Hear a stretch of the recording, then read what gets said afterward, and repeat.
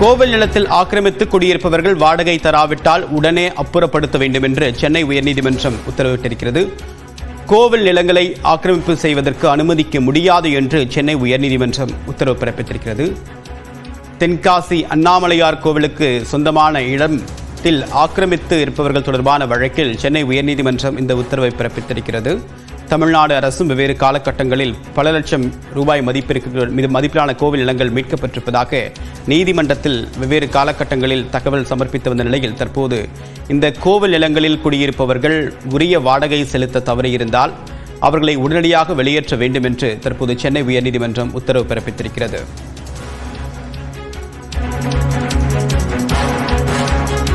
விவரங்களுடன் இராமுடைய செய்தியாளர் மதன், விவரம் என்ன? தென்காசி அருள்மிகு அண்ணாமலைநாதர் கோவில் சொந்தமான இடத்திலிருந்து அப்புறப்படுத்துவதற்காக எதிர்ப்பு தெரிவித்து அந்த பகுதியை சேர்ந்த மொய்தீன் என்பவர் சென்னை உயர்நீதிமன்றத்தில் இந்த வழக்கை தாக்கல் செய்தார். இந்த வழக்குல அறநிலையத்துறை தரப்பிலிருந்து ஒரு அறிக்கையும் தாக்கல் செய்யப்பட்டது.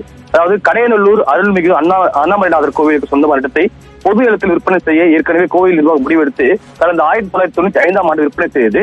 அதன் பின்னர் அறநிலையத்துடைய அனுமதி இல்லாமல் இடம் விற்பனை செய்யப்பட்டதாக கூறி அந்த உத்தரவானது ரத்து செய்யப்பட்டது. அதே போல அந்த விற்பனை செய்யப்பட்டது கோவில் நிலத்தை யாரும் உரிமை கோர முடியாது என்று ஏற்கனவே தென்காசி மாவட்ட நிர்வாகம் உத்தரவிட்டது. இந்த நிலையில்தான் அந்த கோவில் நிலத்தில் 20 ஆண்டுக்கு மேலாக வசித்து வரும் 81 ஆக்கிரமிலிருந்து வாடகை வசூலிக்க அறநிலையத்துறை முடிவு செய்தது. ஆனால் கோவில் இடத்திற்கு வாடகை தர முடியாது என்று அவர்கள் எதிர்ப்பு தெரிவிப்பதால் உரிய பாதுகாப்பை வழங்க வேண்டும் என்று காவல்துறைக்கு உத்தரவு வேண்டும் என்றும் அந்த அறிக்கையில் கூறப்பட்டது.